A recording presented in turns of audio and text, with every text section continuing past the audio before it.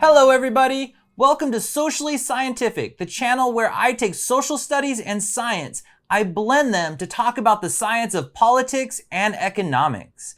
On today's episode, we're going to talk about the true cost of beef.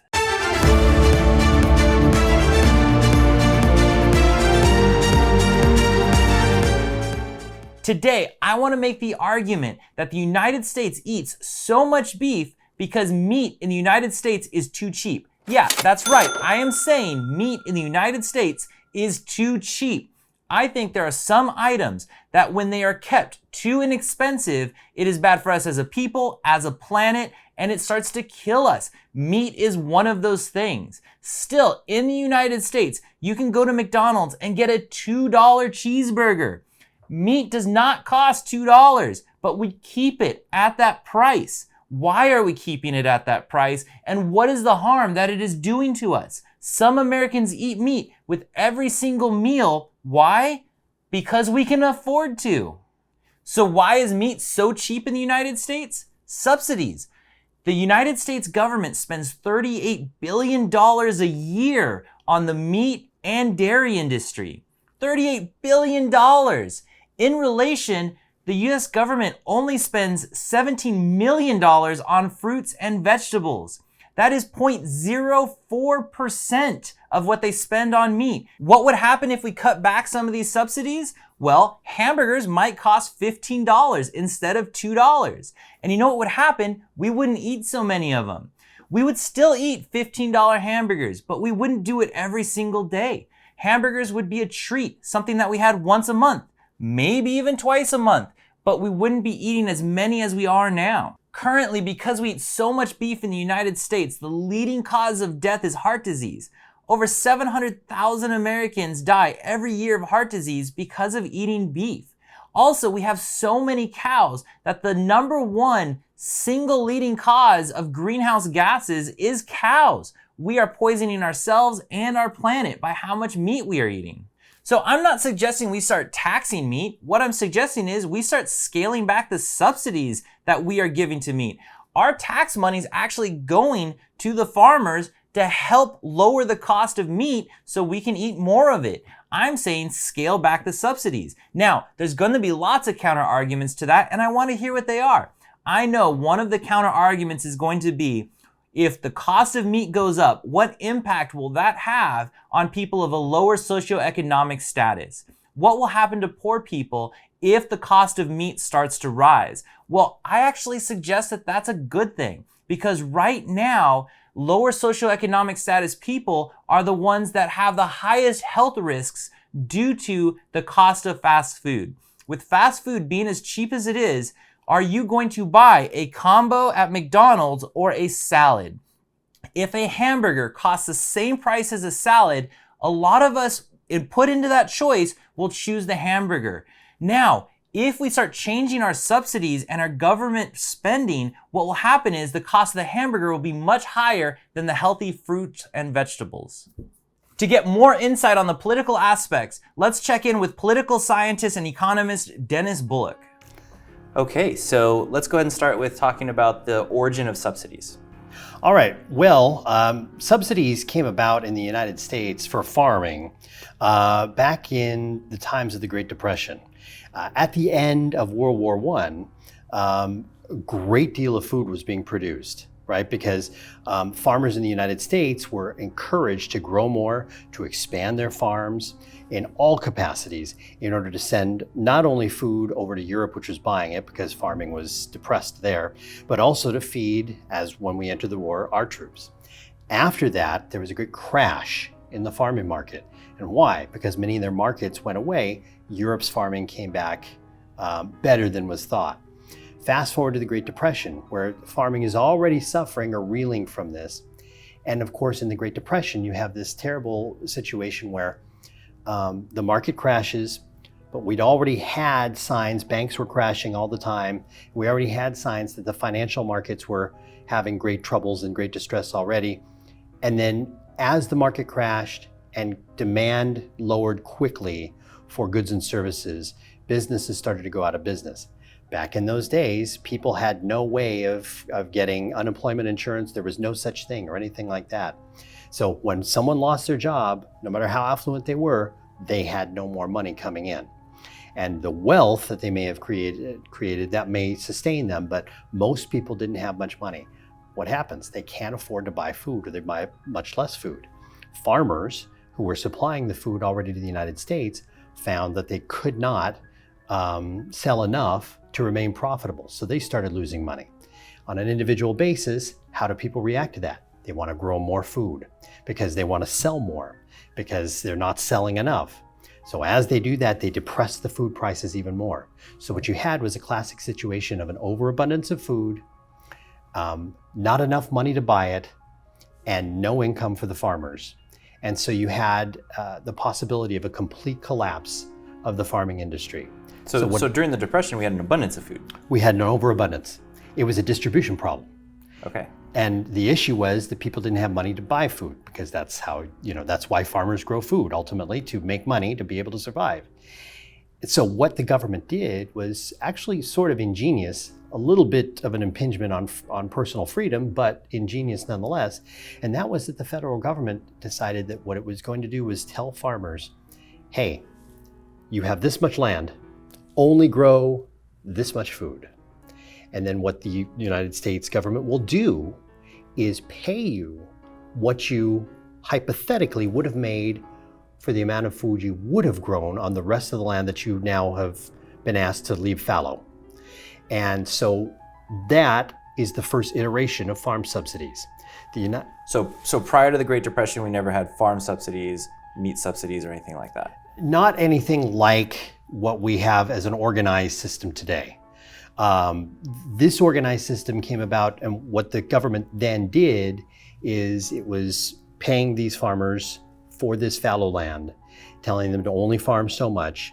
It stabilized food prices, and it stabilized food, the production of food, so that we were making enough, but not too much, and not wasting as much food as, because farmers were just trying to grow everything they could and produce all the livestock they could in order to sell more, even though they couldn't sell more, and they were depressing prices greatly. So what happened then is that those subsidies stuck. And who wants to be the politician, conservative or liberal, who comes to the farmers in Iowa or Georgia or whatever state, and says, hey, you know what? Things are better now. The war is over. You don't need subsidies anymore. We're going to take away your government money. Well, nobody wants to do that, because we live in a democracy and they have to be elected and reelected. So farm subsidies still remain today. So we subsidize meat, we subsidize milk, we subsidize all sorts of different farming activities because we did it in the past. Not necessarily because it needs to be, although it does, in an artificial sense, keep some foodstuffs lower in price than they otherwise would be. And now we have this huge subsidies for the meat industry in comparison to vegetables, fruit and vegetables. In Washington, D.C., there's a street called K Street. And if you don't know what K Street is where all the lobbyist firms hang out. That's where their offices are. And so there's a lot of lobbying for especially beef. If you remember back in maybe the late 80s, early 90s, Oprah Winfrey made a declaration on her show that she was no longer going to eat beef and nobody should eat beef anymore. And then she ended up having a subsequent show with the beef industry on to talk their side of the story about why beef is important.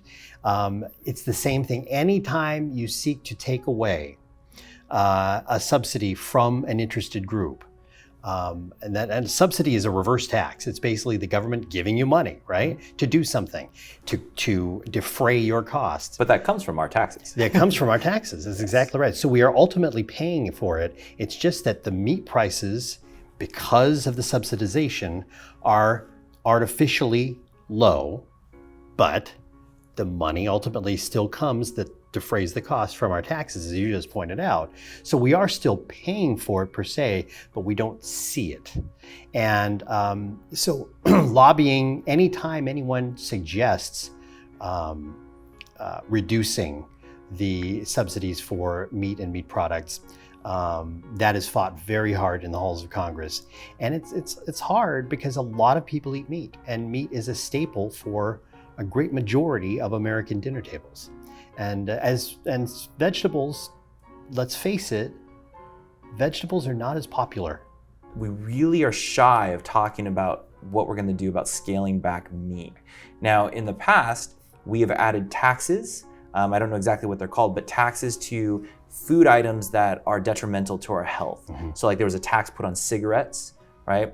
You'd probably know more about other items that we've had taxes placed on to try and dissuade us from over consuming these items that are detrimental to society and our health. With meat, it is detrimental to our health, to our planet, and to lots of other things. Well, it's a fascinating, what you bring up is fascinating because you're right, the kind of tax you're referring to is sometimes called a sin tax, S-I-N-T-A-X. It's also sometimes called a Pigouvian tax after Arthur Cecil Pigou, who was the economist who came up with the concept. Either way, it is a tax to dissuade, to disincentivize the purchase of an item by artificially raising the end price, not the market price, but the end price for the consumer because they're paying the tax. And so does the producer, they pay the tax too. So you see cigarettes. A carton of cigarettes is an astronomical amount of money. And what has it done over the years? Smoking has really come to be not only restricted by that, but also by restricting behaviors indoors and in restaurants and things like that. I mean, you may remember this as well, going to a restaurant and being asked, smoking or non, right? I remember restaurants where they didn't have that option. It was just smoking everywhere. Even before that. We're giving away our age a little bit. But nowadays, smoking is, at least here in California, is you never find that in normal eating establishments, maybe drinking establishments sometimes, but not eating establishments. So those types of taxes can work, but they're extremely unpopular. And we remember that there was a big debate about that at the beginning. But by then, the information had become pretty darn clear. There was nothing healthy about smoking, nothing. It wasn't there to sustain your life. In fact, it shortened your life. It made your lungs less efficient and made you much more prone to getting cancer. You can say some of these same things about meat. See, and now here's the thing, and this is where, and I'm saying this very, very, very much in the line of this conversation only. Democracy can be inconvenient sometimes because here we are in a society where we have many individual freedoms and the ability to choose. And so when the government tries to impinge upon that, like it did with smoking, and maybe a couple of other vices that we now, it tried it with alcohol back in the I remember a huge debate over large soda sizes. They wanted to remove the option of having such big soda sizes. Yes, yes, and that was attacked mightily. That was Mayor Bloomberg among other people, but Mayor Bloomberg in New York doing that. And that was attacked head on as, what about individual choice and things like that. And so now the issue becomes, before we can just either legislatively or through regulation, stop or slow down meat production, you have to actually tamp down through information, valid information, tamp down the demand for it. How? By convincing people that there's not only the meat's unhealthy in many ways, but also convincing them that there is a viable substitute. And that's the key thing. And science is starting to catch up a little bit with these new, seemingly, they're plant-based, but they seem like they're meat patties for burgers and things like that. But we're not anywhere yet where that is price-wise comparable to meat. We may get there, but then we also have lots of infrastructure that caters to meat distribution and meat, not growing meat, but like livestock and things like that. All of that has to be turned around. And in a democracy, that's really hard because unless you have public support, then if the government tries to do this without any type of public support, like we can look at mask mandates or vaccine mandates, if there's a significant amount of the public, they will not that are against it. They will not necessarily comply. And the people taking the risk to try to enforce it have to try to get reelected at some point. They're answerable to the people. And so it can, if you don't do it right, backfire. So what would happen if there's a magic switch and we can flip it to where now $38 billion goes to fruits and vegetables as a subsidy and $17 million to meat? The price factor would change. You would see vegetables being lower cost, which would raise demand for vegetables, which would mean that farmland would probably need to be and be incentivized to be converted to growing vegetables. On the other hand, the land used and the water used, the resources used to foster and care for livestock, especially cows, would probably by comparison reduce. Because the price of meat would be higher, there would be less consumption of it. It would become more of a special thing, but you would probably, in the short term, hear a very strong cry and hue about meat prices. I don't know if you know this, but in 1972, Richard Nixon was battling inflation. The United States was battling inflation. And one of the things he did is, for the first go around, he froze all wages and prices of all things in the economy for 90 days. Worked great for 90 days. After that, prices started to shoot up, especially for meat. And so what did they do? They tried to specifically target meat. They tried to control the price of meat. There was only a certain price that people could charge, or the sellers could charge. But they didn't control the prices of feed and other things that go into caring for them. What happened? Well, farmers stopped producing, stopped culling their herds and killing cows, stopped producing meat. Meat kind of went off the shelves. People went ballistic, absolutely ballistic. And so once the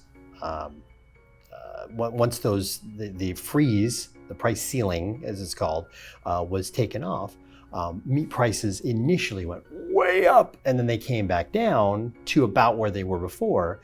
The problem wasn't solved, but you could see what the issue was. People did miss meat. When meat was taken away, even involuntarily like that, they did miss it, and there was a big cry and hue. So it's really hard to just sort of tell people how they need to adjust. It takes time to convince them as to what they need to adjust to and what the alternatives are. And that's our problem. That's our dilemma. We need change we now. might have more alternatives now than we did in the 70s. We do. Definitely. We do, definitely. But can we produce them at large enough quantities yet to be able to fulfill the demand, the shift in demand that would need to happen? That's the question. And that's probably what we need to work toward, and work pretty aggressively toward, finding competition for meat in the marketplace that can be a substitute that people will be attracted to, that will like, and then you can be able to start to look at the subsidies and say the meat industry would lose some clout in being able to keep it, and you may be able to make some progress in that front. But again, in a democracy, it's really hard. And we're going to need a culture shift. We're going to need a culture shift. That's what's going to have to happen. And it's going to have to be information-based. And people are going to have to slowly but surely come around to the argument that it's contributing to climate change and it would be healthier not to have meat all the time. All right, well, thank you very much. Until next time. It's been my pleasure. Thank you for having me. All right. If you enjoyed this video, send it to somebody else. Don't forget to subscribe. Thank you for joining Socially Scientific. I will see you next time.